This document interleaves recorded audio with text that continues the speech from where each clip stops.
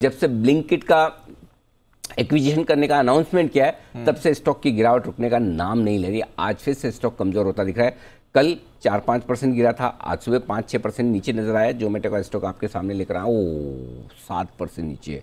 तो जोमेटो पर ही कुछ हमारी और रिसर्च हुई है। हमारे सहयोगी इस वक्त अरमान हमारे साथ हैं। कुछ और पॉइंट्स उन्होंने ऐसे निकाले हैं जिसको लेकर जोमेटो की इस डील को लेकर आपको समझना भी जरूरी है और उस पर ध्यान भी देना जरूरी है। आइए चलते हैं अरमान के पास।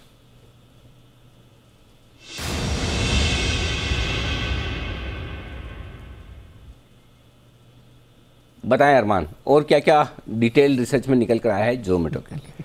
सर सबसे पहली बात तो क्योंकि अब जितना खोदो उतना खड्डा गहरा होता जाता है। यस सर, एक्चुअली मैं ज़्यादा मत करो, पाताल लोक तक पहुंच जाओगे। बताइए सर, ये पाताल लोक तक पहुंचने की बात इनके शायद घाटे में है, क्योंकि अब जब अनुमान लगाया गया था, जब जोमेटो का आईपीओ आया था कि FY24 तक या FY25 तक जोमेटो प्रॉफिटेबल हो सकता है EBITDA लेवल पर या आप कामकाजी मुनाफे के लेवल पर अब अगर देखिए सर, जो adjusted EBITDA as a percentage of जो रेवेन्यू, मतलब कामकाजी मुनाफा जो होता है वो आपका, उसका अगर आप परसेंटेज देखेंगे, जोमेटो का Q4 में रिलीज आया था वो -15% है, पर ब्लिंकिट का मई का जो उन्होंने डेटा दिया है वो -186% है। मतलब आपका एडजस्टेड EBITDA का जो घाटा है, जोमेटो ने पूरी जो Q4 थी वहाँ पर 220 करोड़ का घाटा किया, वहीं ब्लिंकिट ने सिर्फ मई महीने में 110 करोड़ का घाटा कर चुकी है। ये तो एक पहली बात हो गई। और दूसरा, एनालिस्ट का ये भी कहना है कि अब जो ब्लिंकिट है वो ये अनुमान लगा रहे हैं कि वो मुनाफे में सिर्फ FY27 तक आ सकती है, उसके पहले वो ये अनुमान नहीं लगा रहे हैं कि ब्लिंकिट मुनाफे में आएगी। तो वो जो मुनाफे का जो एस्टीमेट है शायद वो सबका आगे बढ़ते हुए दिखेगा, क्योंकि ब्लिंकिट ऑलरेडी इतना ज़्यादा घाटा कर रही है। दूसरी एक और चीज़ जो हमने निकालने की कोशिश करी, हम जब दोनों की प्रेजेंटेशंस देख रहे थे, जब वो ब्लिंकिट का जब उन्होंने प्रेस रिलीज़ दिया और जो जोमेटो का जो जनरली रिजल्ट आता है तब वो प्रेस रिलीज़ देते हैं क्वेश्चन आंसर सेशन में। अब उस दोनों चीज़ों में हमको एक चीज़ बदलाव, ऐसे तो बहुत सारे बदलाव हैं, पर एक बदलाव जो हमें खास तौर पर ध्यान में नज़र में आया, अगर आप जैसे अभी आपकी स्क्रीन पे भी आ जाएगा वाली चीज़, दोनों पे एक जहाँ पर जोमेटो अपना प्रेस रिलीज़ दे रहा है और जहाँ पर आपका ब्लिंकिट का जब ये प्रेस रिलीज़ आ रहा है। जोमेटो जब भी अपना जब क्वार्टरली रिजल्ट्स देता है तब उसमें एक फिगर हमेशा देता है, वो है adjusted EBITDA as a percentage of adjusted revenue. वो आपको स्क्रीन पे दिख रहा होगा, adjusted EBITDA as a percentage of adjusted revenue. ये वाला फिगर जोमेटो की प्रेस रिलीज में रहता है जब भी जोमेटो रिजल्ट देती है।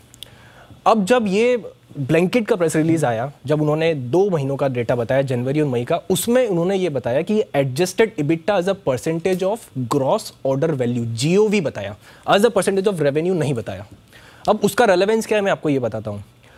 Adjusted EBITDA as a percentage of GOV है ब्लिंकिट का -27% जो प्रेस रिलीज में उन्होंने दिया है। पर अगर मैं इस एडजस्टेड EBITDA को, क्योंकि मेरे लिए GOV तो क्या है, ग्रॉस ऑर्डर वैल्यू, जितने का आप ऑर्डर मिल रहा है वो उनके लिए, पर उनके लिए आय कहाँ से आ रही है मेरे लिए वो इंपॉर्टेंट है। तो मैं अगर इसके एडजस्टेड EBITDA को as a percentage of revenue कर दूं, वो आता है -186%। मतलब कहना मैं ये चाह रहा हूं कि आप जो ₹1 कमा रहे हैं उस पर आप -1.86, लगभग ₹2 का घाटा कर रहे हैं कामकाजी तौर पर। मैं नीचे बॉटम लाइन की बात ही नहीं कर रहा हूँ, मैं भी तो EBITDA कामकाजी नुकसान की बात कर रहा हूँ। तो ये वाली चीज़ हमको ब्लिंकिट के प्रेस रिलीज में नहीं दिखी।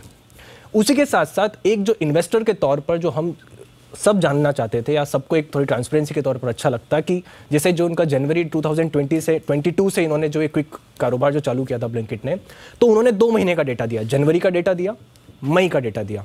अब दोनों में रेवेन्यू की अगर आप बात करेंगे तो रेवेन्यू में 22 करोड़ और मई महीने में 58 करोड़। तो देखने में आता है कि यार जनवरी से काफ़ी उछाल आया। तो हमारा ये इच्छा थी कि क्यों ना वो 5 महीने का ही डेटा दिया जाए, आपको 3 महीने का ही तो डेटा और एक्स्ट्रा ऐड करना है, ताकि उससे क्या होता है कि इन्वेस्टर्स को ये चीज़ समझ पड़ेगी कि यार आपके पूरे 5 महीने में किस हिसाब से ग्रोथ हो रही है, किस हिसाब से EBITDA चेंज हो रहा है, तो अच्छे से कंक्लूजन निकाल पाएंगे। अब चौथी सर सबसे इंपॉर्टेंट बात, पहले हमने ये बताया था कि जो डील हुई है वो 4,500 करोड़ की नहीं है, वो 7,500 करोड़ की है। अब हम ये बोल रहे हैं कि ये डील 7,500 करोड़ की भी नहीं है, उससे भी ज़्यादा की है। अब मैं ये वाली चीज़ इसलिए बोल रहा हूं क्योंकि देखिए, ये जो 7,500 करोड़ की डील है, ये जो 7,500 करोड़ की डील है, इस 7,500 करोड़ की डील में सिर्फ जो मेरा करंट ईयर 22 और करंट ईयर 23 सिर्फ उसी का घाटा है। अब आपका अनुमान ये है कि ब्लिंकिट जो मुनाफा कमाने वाली है वो FY27 तक कमाने वाली है, एनालिस्ट बोल रहे हैं। तो हमारा current year 24, current year 25, current year 26 का घाटा कहाँ से जाएगा? वो भी तो जोमेटो के शेयर होल्डर्स पे जो उनकी बुक्स में कैश है उसी से फाइनेंस होने वाला है। तो एक्चुअली ये डील 4,500 करोड़ की नहीं है ना 7,500 करोड़ की है, ये डील उससे भी ज़्यादा की है, क्योंकि वो उसके बाद वाला जो 3 साल का लॉस है वो भी तो जोमेटो के शेयर होल्डर्स के पैसों से जेब में से जाने वाला है। तो कुल मिला के सर ये हमने और डीप एनालिसिस करी तो ये 3-4 पॉइंट और ऊपर से निकल के आए। कुछ ज़्यादा ही पॉइंट्स निकल कर आ रहे हैं अनिल जी। इनफैक्ट ये घाटे वाला पॉइंट जो अरमान ने रेस किया ये काफ़ी इंपॉर्टेंट है, क्योंकि कल अगर हम बात कर रहे थे 4,500 करोड़ की डील और फिर अगले 18 महीने तक जो घाटा कवर करना है वो करके 1,800 करोड़ का वो, और जो इन्होंने लोन दिया है वो सब मिला के 7,500 करोड़ आ रहा है। बट अगर ये FY27 तक घाटे में रहने वाले हैं तो उसके बाद के 3 साल का भी घाटा इसमें हमें जोड़ना ज़रूरी है, जो अभी नहीं जोड़ा गया। दीप ऐसा है ना, आजकल जो माहौल है उसमें आप 18 महीने आगे क्या होगा वही नहीं बता सकते, तो FY27 कौन बताएगा? एग्जैक्टली। FY20 4 साल आगे का 5 साल आगे का किसको पता है क्या होने वाला है? कंपनी रहेगी नहीं रहेगी भगवान जाने। Exactly correct. तो पहली कुछ चीज़ें हैं जो आपको समझनी जरूरी है। एक तो ये कि आप ऐसी कंपनी का एक्विजिशन कर रहे हैं जो क्वार्टरली लॉस आपसे ज़्यादा कर रही है। एग्जैक्टली। अगर जोमेटो का लास्ट क्वार्टर का जो लॉस है ऑपरेटिंग लॉस 220 करोड़ है और ब्लिंकिट का अगर 110 करोड़ के लिहाज से देखें तो 350 सवा 300 करोड़ है। आपसे ज़्यादा लॉस करने वाली कंपनी को आप अक्वायर कर रहे हैं, पहली चीज़। दूसरी चीज़ जो आपने कहा वित्त वर्ष 2027 पता नहीं कब होगा, वो कब आएगा। हाँ एग्जैक्टली। मतलब तब तक आप मुनाफे में आने की उम्मीद ही नहीं कर रहे हैं, तब तक इनके घाटे को फाइनेंस कौन करेगा? तो बेसिकली ब्लिंकिट तो इसलिए मर्ज होना चाहती है कि ताकि मेरे लॉस की फाइनेंसिंग जो भारी भरकम कैश जोमेटो के पास पड़ा है उससे होती रहे। करेक्ट। तीसरा रिजल्ट्स जो दिए ये बड़ा इंटरेस्टिंग है। जनवरी का रिजल्ट दे दिया, मई का दे दिया, अब मतलब कौन से कहाँ? अच्छा चलो दिसंबर अप्रैल मार्च का दे समझ में आता है, मार्च जून का दे समझ में आता है कि क्वार्टर एंडिंग के कोई 2 महीने आपने उठा के रिजल्ट, ये जनवरी और मई के रिजल्ट्स का कंपैरिजन क्या है, क्यों है?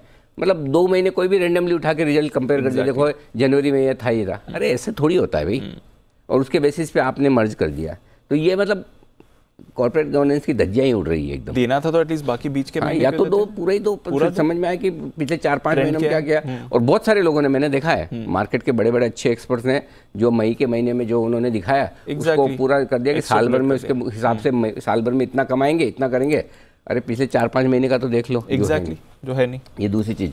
और बाकी रहा सवाल लॉस भरते रहने का, और बाकी जो सवाल कल उठाए वो उनके जवाब तो आने बाकी हैं कि क्या दोनों बोर्ड को पता था कि रिलेटेड पार्टी ट्रांजैक्शन है, कि आपने ये डिस्क्लोज किया?